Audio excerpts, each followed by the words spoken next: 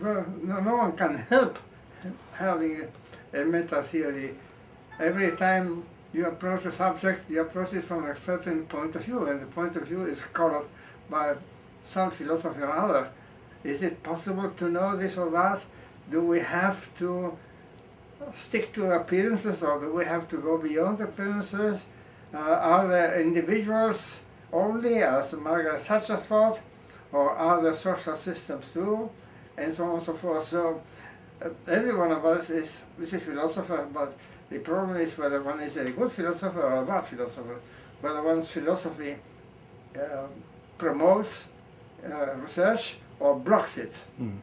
In my view, philosophers such as Husserl and his successors have successfully blocked the investigation, first of all in philosophy, but then in the social sciences, whereas the rationalists and the materialists, in particular those of the illustration of the Enlightenment, have favored it, and so on and so forth. So it may be true that at a given moment, meta theory or the philosophy of science may be at a low ebb. That happens with all disciplines, but this is one more reason to cultivate it.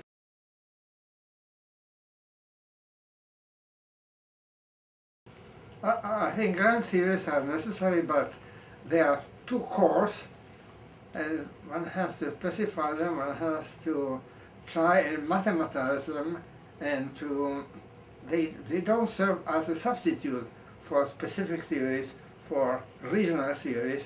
They serve only to orient research. For instance, the systems theory is a point of view, it's an approach, but it doesn't replace empirical investigation, it doesn't replace special models and so on, the way people thought about 40 years ago and so on.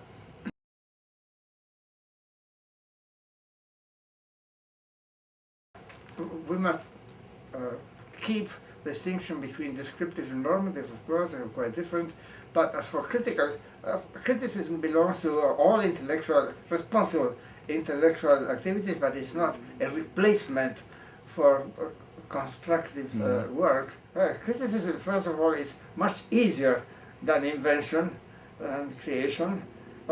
Negative statements are much easier to uphold. For instance, it is true that you are not an elephant. Well, that's it's very true, but not very helpful.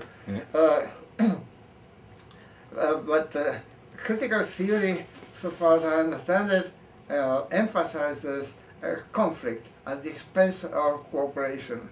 And again, I think that conflict and cooperation are two sides of the same coin. In every social group, there is bound to be conflict, but in order for the group to exist, there must be some cooperation up to a certain point, in certain respects. So, and also, I don't think that the so-called critical theories have explained anything. They haven't produced any theories or not even of conflict. They haven't produced any theory of modernization, any theories that could explain the relentless expansion of capitalism in the third world and so on. In any case, if you look at the contemporary sociological literature, especially in the journals, I don't think that any of them sticks to one of these three aspects. But normative, of course, every policy scientist tries to propose certain norms, if normative, but he will fail if he's not very well informed by descriptive theories and especially data, empirical data. And this is what's missing. For instance, there are no data about the degree of alienation or margination in the various societies, in particular in the third world. And yet this exclusion is, of course, one of the main sources of conflict, of bloody conflict.